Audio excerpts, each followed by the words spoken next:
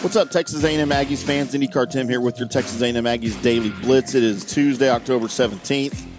Fresh off the loss of with the Tennessee Volunteers. Hope you guys got a chance to see my post-game reaction. It was a little bit heated, a little bit emotional in that rant, that 9-minute rant. If you haven't had a chance to check that out, make sure you go check out fanstreamsports.com. Click over there on the Aggies Daily Blitz or head to our YouTube page and find it up there.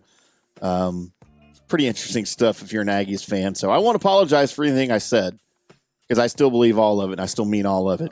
As the Aggies get ready for South Carolina after the upcoming bye week, you know, I'm still pretty hot about Jimbo Fisher, as most Aggies fans are, and the mediocrity, the lack of command of the program, the lack of really, I guess, taking any responsibility for the way things have gone now here 6 weeks into his 6th season. And I saw a really interesting article from a buddy of mine, writes for the SEC for USA Today. His name's Blake Topmeyer. He's here on the network on the Scott Hamilton program quite often. And he wrote a really good piece about Jimbo. And he used a term that I really like, and it's going to be the title of this video. But the Aggies got punked in the whole Jimbo Fisher hire and then the LSU debacle when Scott Woodward went to LSU, the former A&M athletic director. And, you know, here we are 6 weeks, as I mentioned, 6 weeks into the 6th season for Jimbo. I feel like there's more questions now than answers. I feel like there's no direction here. Every season, you know, it's like being a Cowboys fan. How many of you Aggies fans are Cowboys fans? But it's kind of the same thing. Jimbo Fisher's tenure at A&M has been very much like being a Cowboys fan every year, where you go into it with high hopes, high expectations, and you think, this is going to be our year. This is it. And then now here the Cowboys are 7 weeks into their schedule, or 5 weeks into their schedule, and they've had some terrible losses, terrible losses, and some wins over easy teams. That's the Aggies program under Jimbo Fisher. They've lost now 8 road games in a row. Somebody pointed that out to me. I didn't believe it, and I had to go back, of course, and look and double check. The last road win, true road win, not a neutral site game, road win for the Aggies was in October of 2021 against Missouri. That's inexcusable for an Aggies team that has this good, the recruiting that they have, for the talent this Aggies program has, to have that sort of a losing streak on the road. I don't get it.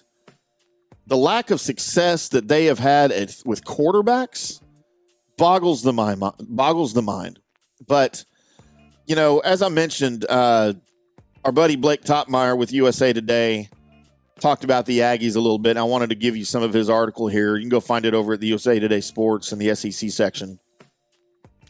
But he goes back to when Scott Woodward was still here. Scott Woodward, of course, hired Jimbo away from Florida State.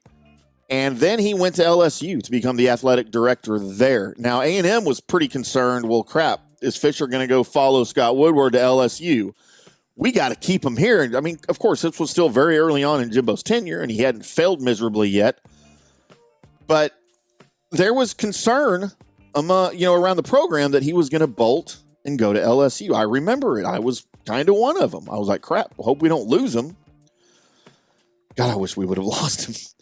But here's what Topmeyer wrote over at USA Today. He says, quote, "If Woodward had wanted to be Fisher's boss so badly, he could have stayed at Texas A&M where he'd hired Fisher rather than leaving for LSU. Nonetheless, the Aggies must have felt threatened enough by the thought of Fisher fleeing that they extended his contract in 2021, upped his salary, and made the cost of firing him much more expensive," end quote.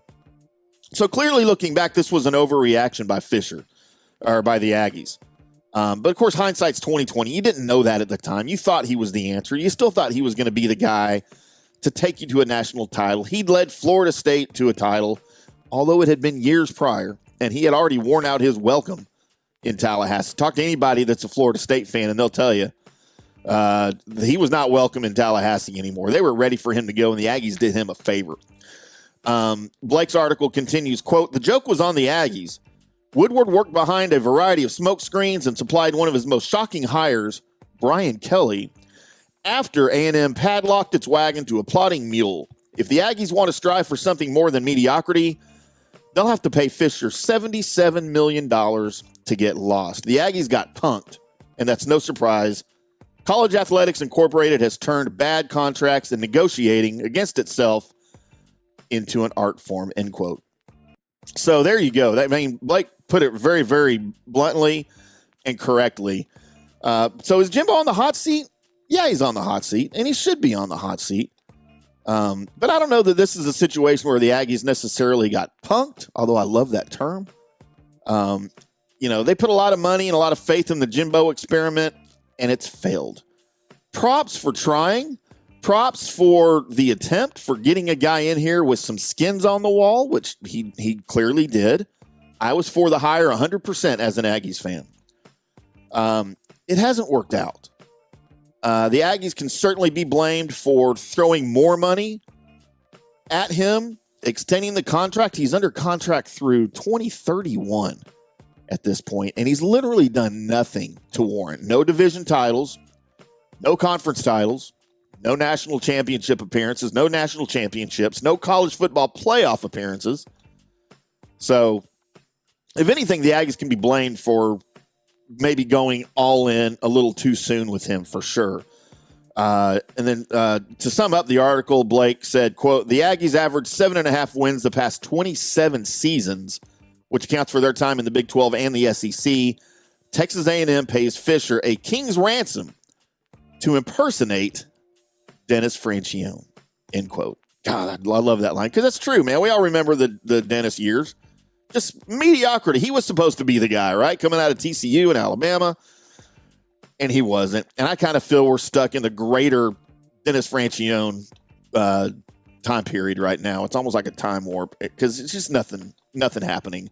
It's not going to happen. If it hasn't started to happen by now with Fisher, another 6 years is not going to fix that. Another 8 years is not going to fix that. It's not going to happen.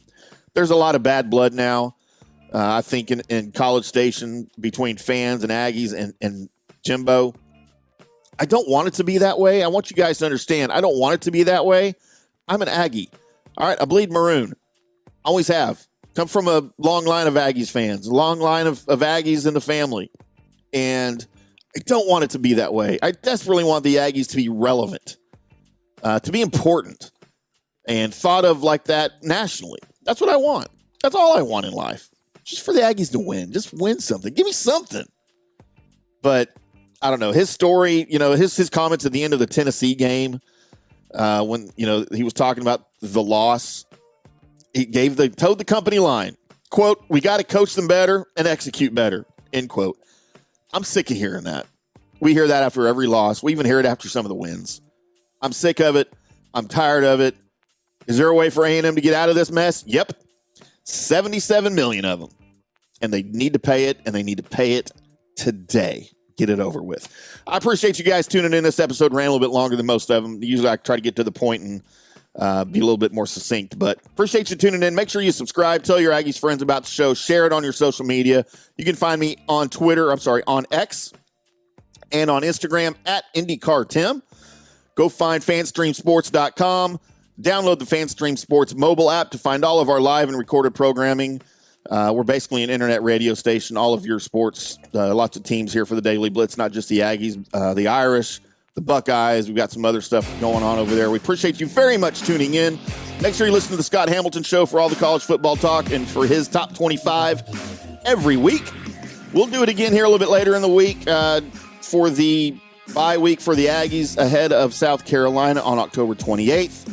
And until then, boys and girls, we'll see you.